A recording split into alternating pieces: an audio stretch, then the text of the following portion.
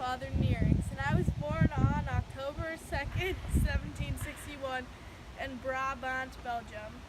I am the oldest of 7 brothers and sisters, and my parents are Sebastian nerinckx and Petronilla Lang-Hendries.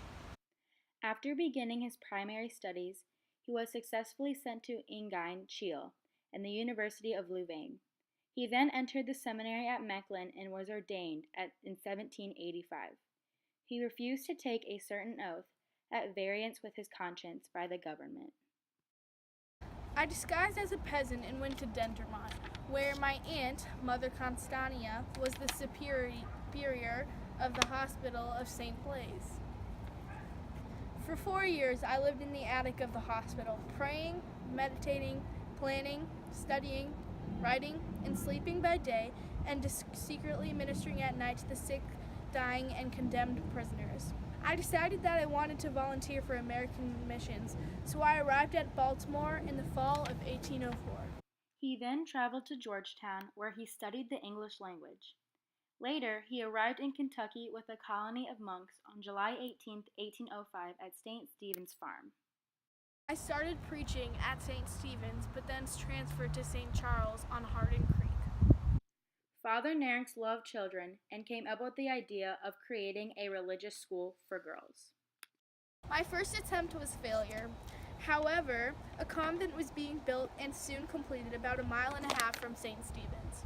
Unfortunately, a lightning bolt struck the building, only leaving 2 chimneys behind.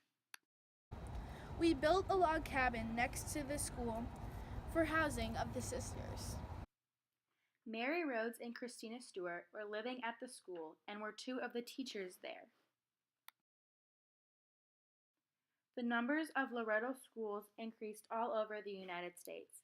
By 1957, the Sisters of Loretto had 70 houses in the United States.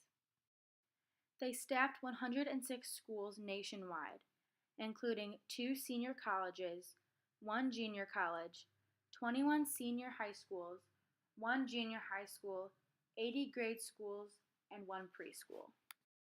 We taught in Alabama, Arizona, California, Colorado, Illinois, Kentucky, Missouri, New Mexico, Texas, Virginia, and Wyoming. In 1923, the Sisters of Loretto opened houses in China, which flourished until the sisters were expelled by the Communists in 1949.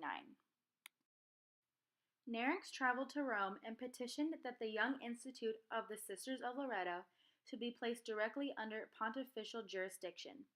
The petition was granted, and the Institute of the Sisters of Loretto became an exempt order in its 3rd year of its existence. Father nerinckx wanted to create a school that was not discriminate but diverse. We were able to arrange for the Sisters of Loretto to have many of colored women attend our school. Then I traveled to St. Louis to meet and confer with the Commissioner of Indian Affairs to arrange for some Indian girls to be enrolled with the sisters at Bethlehem.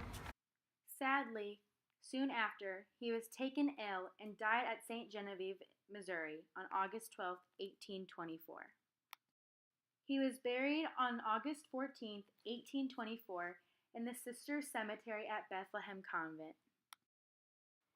Bishop Rosati was present and reported to have said that he considered Father nerinckx's remains the most priceless treasure of his diocese. He refused Bishop Flaggett's and Father Chabrat's petitions for the removal of the remains.